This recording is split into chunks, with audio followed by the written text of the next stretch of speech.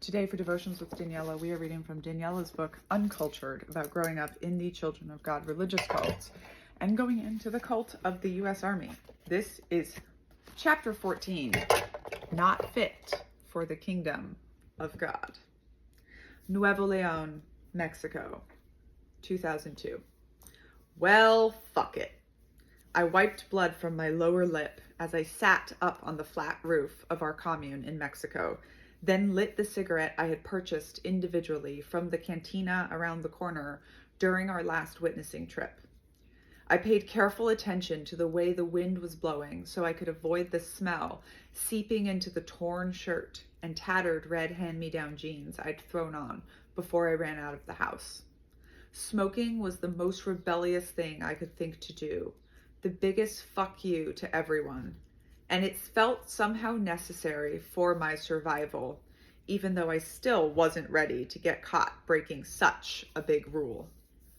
But I would know I was doing it, and that's what mattered.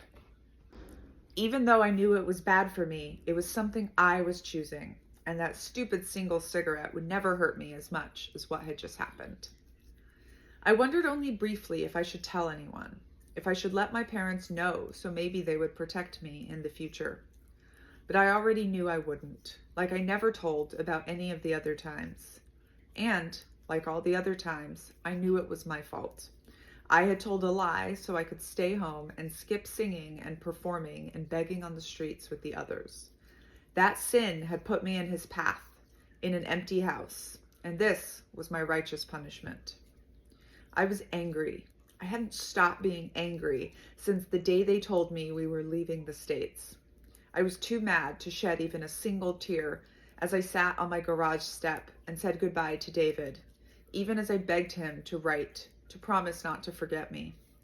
I hated that just as I had finally found a life, love, friends, some semblance of an identity as an American kid, all of it got yanked away from me and I was forced back into the world of communes. Big walls, witnessing, hours of prayer, discipline, isolation. I thought about my death constantly, all the different ways it could happen, all the different ways I could make it happen. I made up my mind that I hated Mexico and everything about it before I ever stepped foot into the country.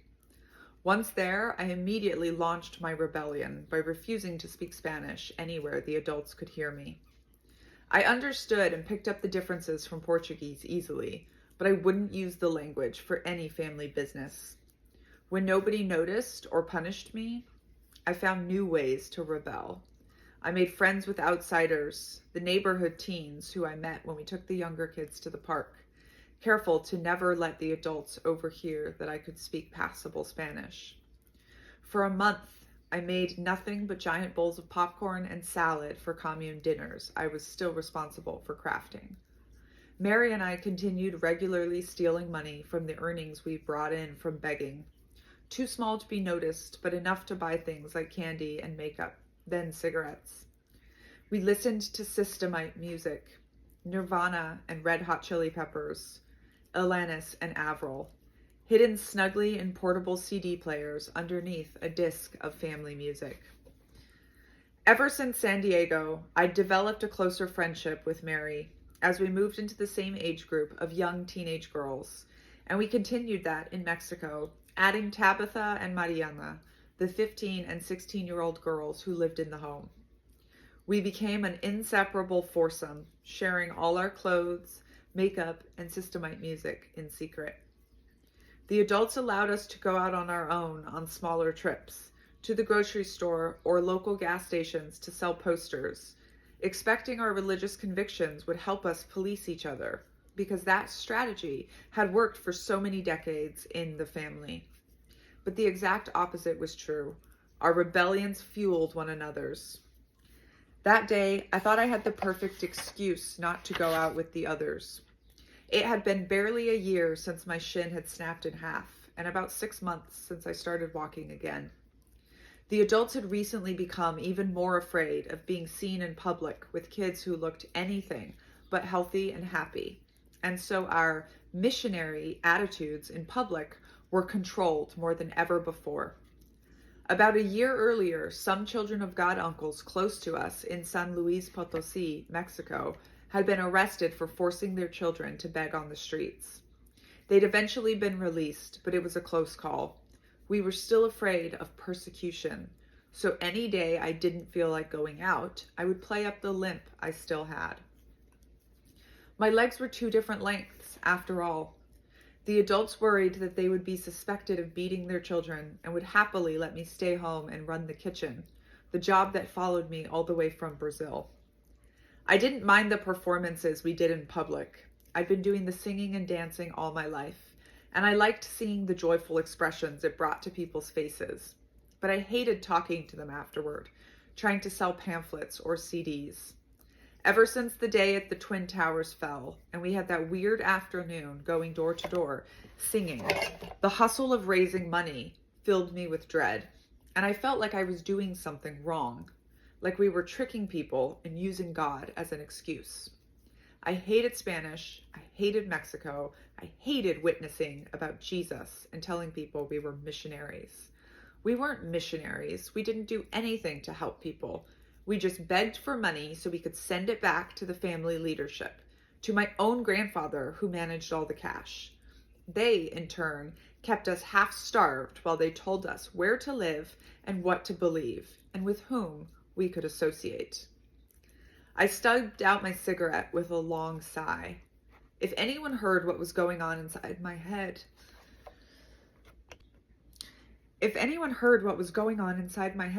I'd be in more trouble than for the smoking.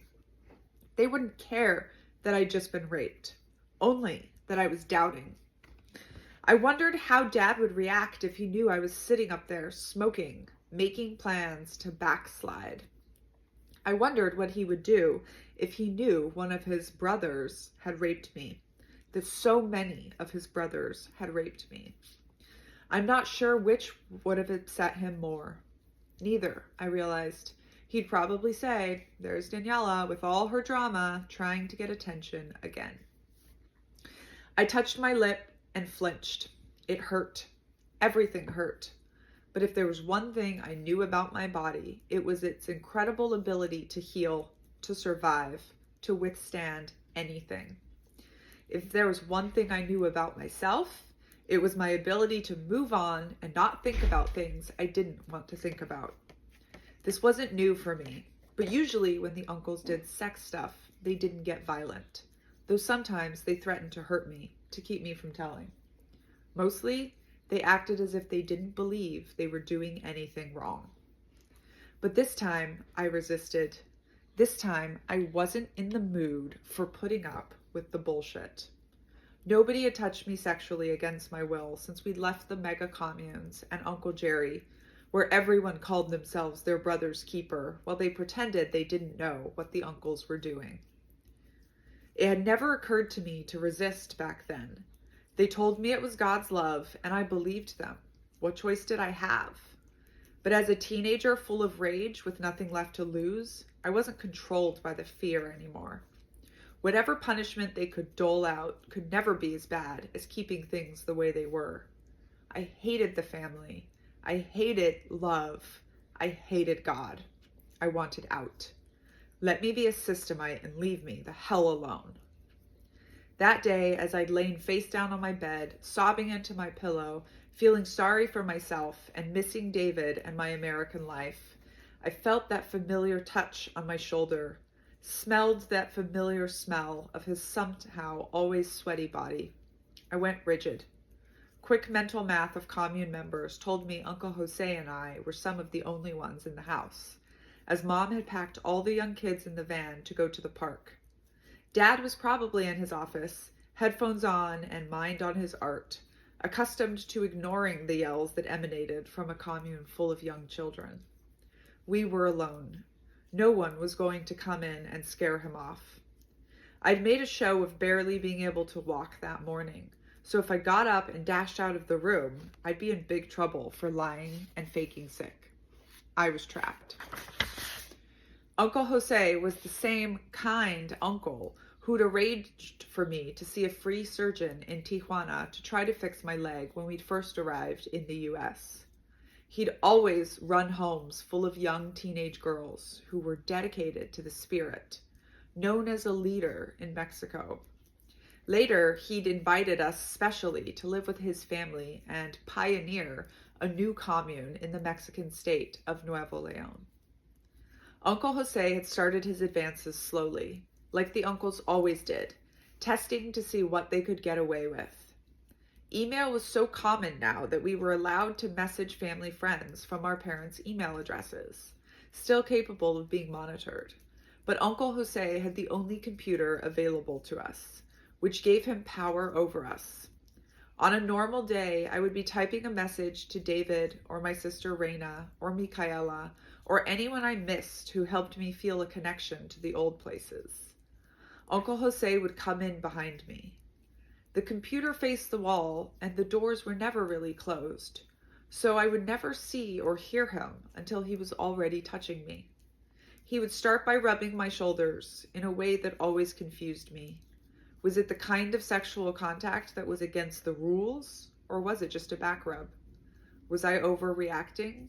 Did I have a right to feel so uncomfortable? It started with back rubs, but eventually his hands would come around to the front, fondling my teenage breasts. By then, it felt too late to do anything other than finish my email and get up and leave quickly, as if the time to complain had already expired. As long as he stayed behind me, I didn't mind so much. As long as I didn't have to see his constant 5 o'clock shadow, the huge droopy earlobes that seemed bigger than the entire rest of his face, and his sickly dog eyes.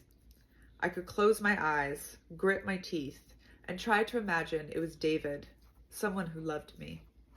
I tried to avoid his room, as did all the girls, especially his own daughter, Tabitha. But the pool of email eventually always won out. It was a connection to the outside world that I needed, even more than I needed to be safe from Uncle Jose. But I never thought he'd rape me. On the bed that day, I didn't know what to do when he moved from his regular touching down to my pants. Realization hit me. I knew what was going to happen, and I tried to turn over, tried to resist, but he pinned me down. Though I'd played up the pain in my leg, I hadn't been lying completely. It really did hurt, and he knew a single knee on the back of my left calf was all he'd need to effectively immobilize me. Somewhere in my mind, I was impressed that any adult had paid enough attention to me to notice that. I tried to say no, but a strong, meaty hand pushed hard on the back of my neck, stealing my voice. I started to panic as my breath caught. He was going to suffocate me. He was going to kill me. Just relax, I told myself. Killing you is not what he wants. He wants you to be quiet so he can do what he came here to do. These men never last long. When he flipped me over, knee carefully repositioned to pin my shin from the front, I knew it was going to happen.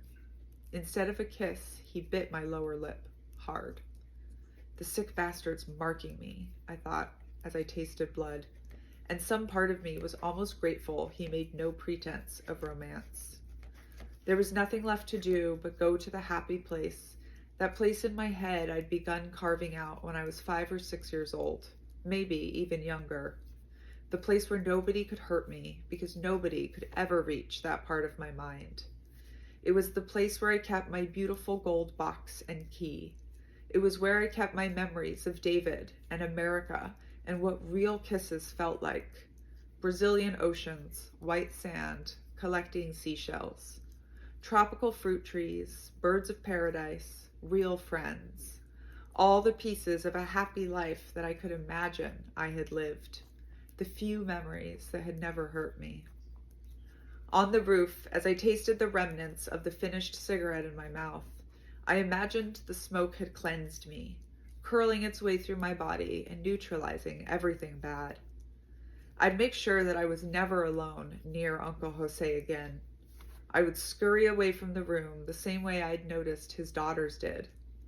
I might have been confused when I was younger, but I now knew nobody could explain what had happened as God's will, or appropriate for an uncle. I briefly thought about how I was 15, the same age Mom had been, and hoped I wouldn't end up pregnant. I touched my lip and looked at the red blood on my fingertips. I wondered how bad I looked. If I would bruise. He hadn't even been concerned about leaving visible marks on me, like he knew he was untouchable. I thought about what a respected leader he was, how he'd run teen girl-heavy communes for years, gathering young girls from all over the world, in much the same way Grandpa had done with Mom. I remembered that he'd been the one to help with my leg, and I wondered if he'd been scouting me even then. I wondered how many other girls he'd hurt like this. It wouldn't be that hard to cover up the marks, just a little bit of makeup, which the adults here were lax about. That afternoon, Tabitha and Mariana helped me. Red lipstick for my split lip, a little cover-up for the fingerprint bruises that bloomed on the sides of my throat. They didn't ask any questions, and I didn't offer any explanations. At dinner, my parents told me how pretty I looked, and I smiled back. My smile never reached my eyes anymore. Nobody noticed anyway. I would be turning 16 in 6 months, a full adult in the eyes of the family. To most of us teenagers, that meant 2 things. We could have sex, and we could vote. Since the charter, voting had become a big deal in our homes. We called a home vote to decide every aspect of our lives. At least with the ability to vote, I felt like I might have a say. And sex? Well, we just wouldn't have to hide it from the world anymore. To me, 16 meant I could move to a different commune, away from my family. We had already left for a different commune in Leon some months before, away from Uncle Jose, but that wasn't good enough. I wanted to go back to America. I'd been begging my mom to let me move ever since I had turned 14, but she said I was too young. At 16, the prophecies said we were grown-ups, capable of making our own decisions, after hearing directly from the Lord, of course. I knew I could find a commune in San Diego willing to take me back. I also knew I needed to get away, soon. To prepare for adulthood, we spent a whole year with additional special readings and devotions, like our regular indoctrination on steroids. A boy at our new commune named Lucas would also be turning 16 soon, and there was an entire year's worth of readings that we had to finish before we'd be qualified as voting members or be allowed to openly have sex with our peers under the age of 21.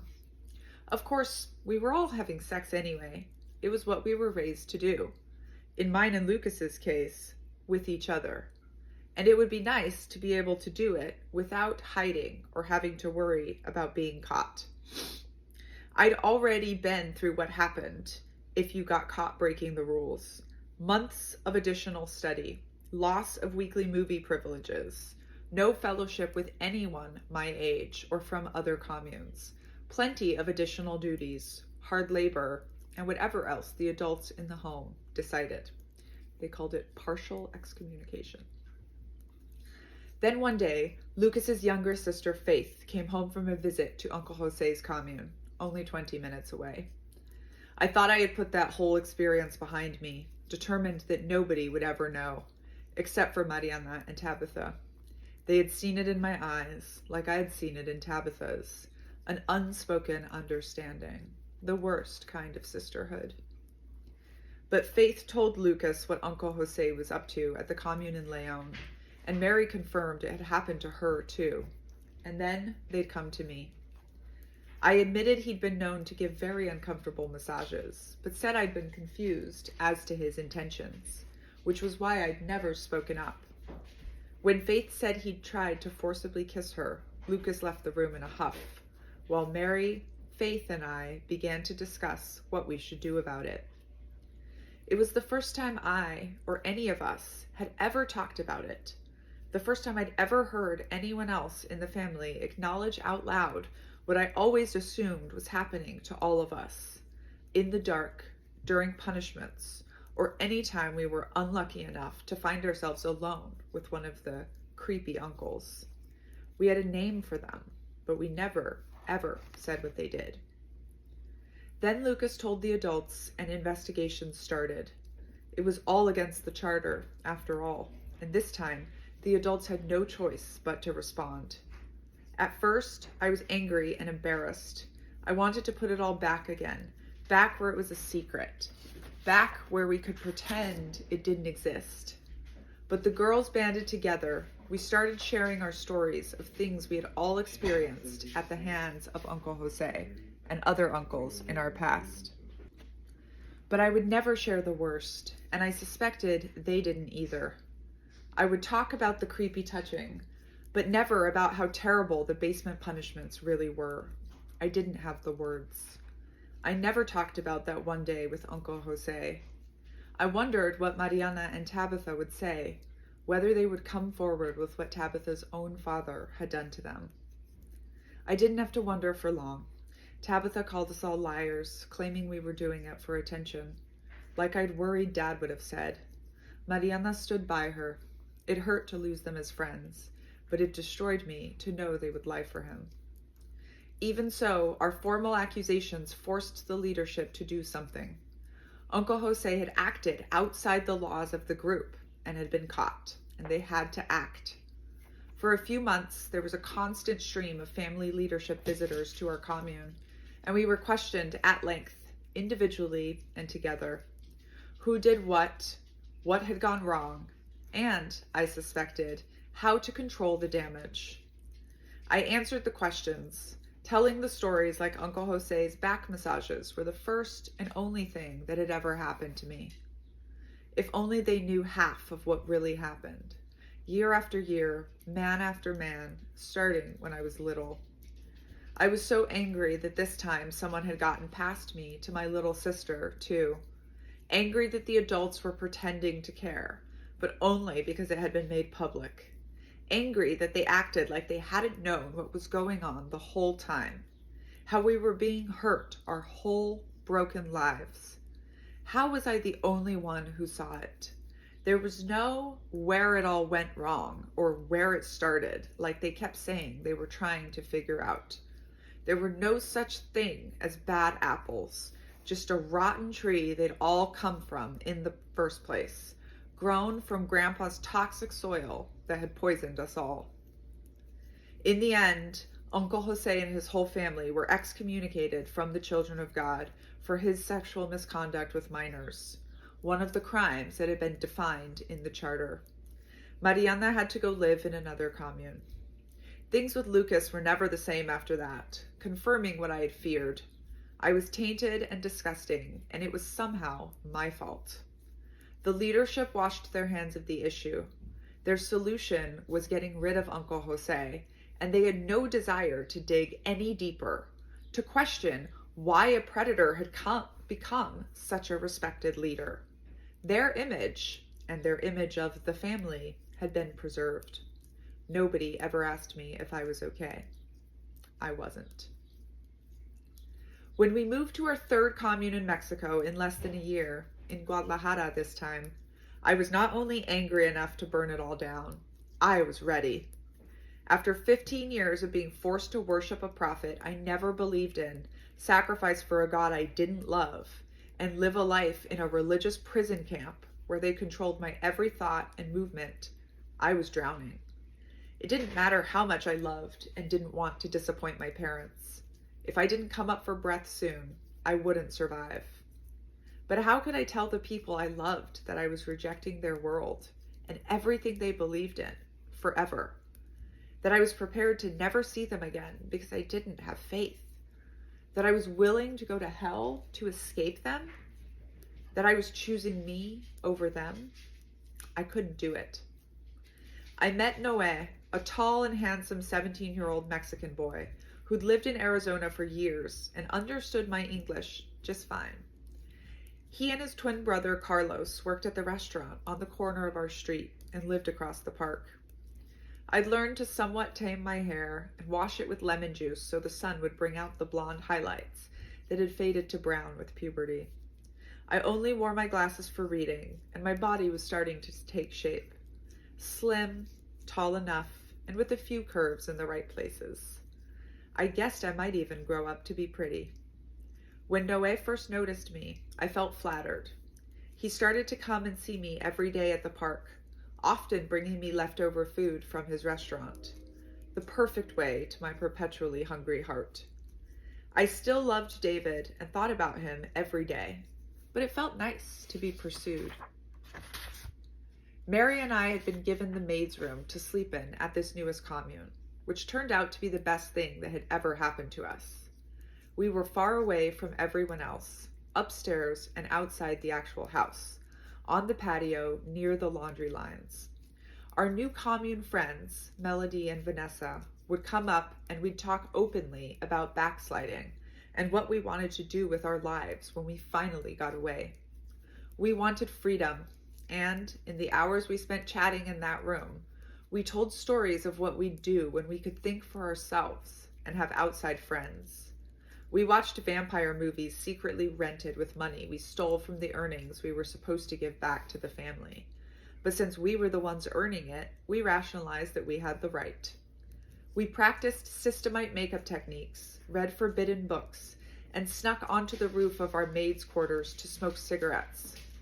When nobody was looking, I would hold the lit cigarette to my skin, marking myself. At least it felt like something. When Noé asked me out on a date, it was hard to explain to him why I couldn't go. More than anything, I wanted to be a normal teen, not this weird family member.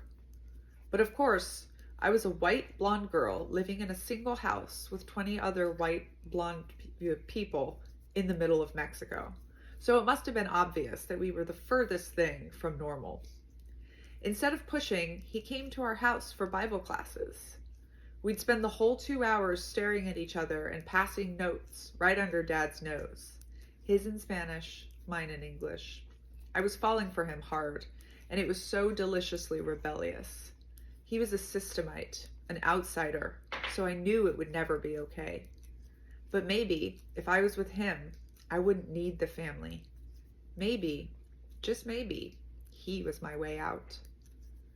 Late one night, when the house was finally free of the noise of 20 people moving about, I lay in my bed, fully dressed, under the covers, my hair and makeup prepped by Mary and Melody, trying to will myself to be brave.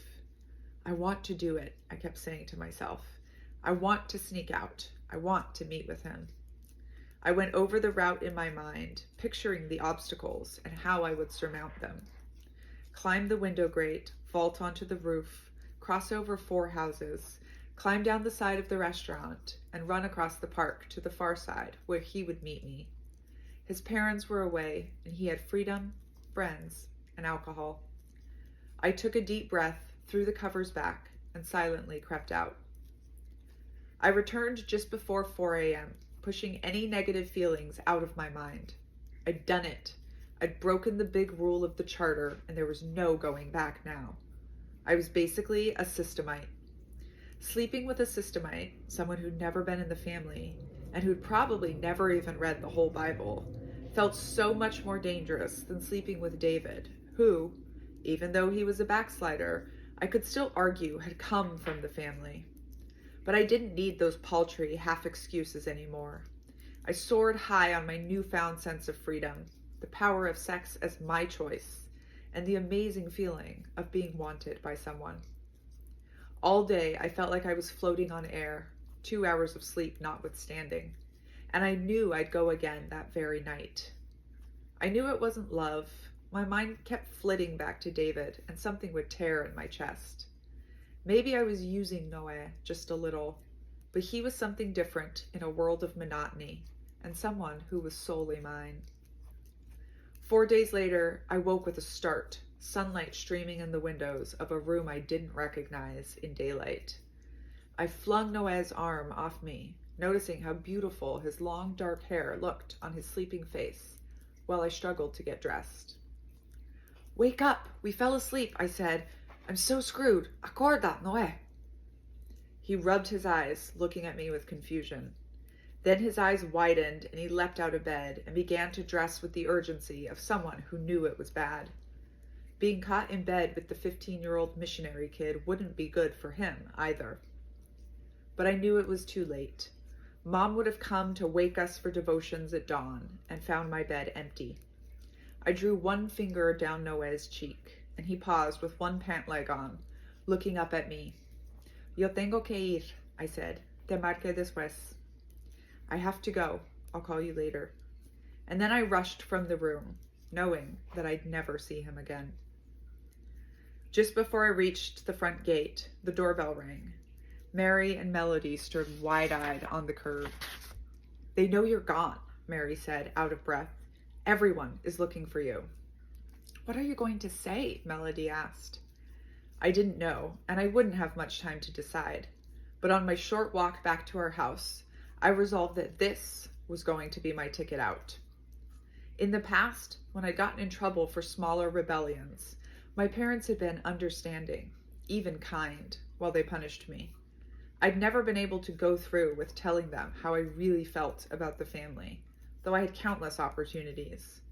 I was always too afraid of breaking their hearts. But now, I didn't care.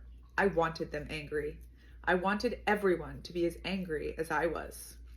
The rage grew as we got closer to the house, as a montage of injustices scrolled through my mind. I opened the front door and stormed up to my room on the roof, past my blustering father and sobbing mother, past Uncle Phineas and Auntie Joy, the heads of our commune, who stood mouths agape, sanctimoniously horrified, probably thanking Jesus it wasn't one of their kids. I slammed the door to my room and locked it, and it didn't take long for Dad to start pounding. It struck me as suddenly hilarious that the adults had forgotten to remove the lock when we moved in. We weren't entitled to privacy. They were supposed to always have access to us. We could never be alone, not really. But I had had enough of that rule, and every single other one. I was done. Suddenly, all my doubts were gone. I wanted this. I wanted to be free so badly I could taste it. And though she'd never been strong enough to get herself away, I imagined that just looking at her daughter that day, imagining me at 16, just a year away from now, bringing home a baby rather than a prom date, Mom wanted that for me too. Finally, taking a deep breath, I opened the door. Dad's face was bright red, his breathing heavy with asthma and anger. He called me a slut. He asked me if I'd use a condom with that systemite, though we'd always been taught birth control was evil. He even had the audacity to ask me if I'd been a virgin before that night.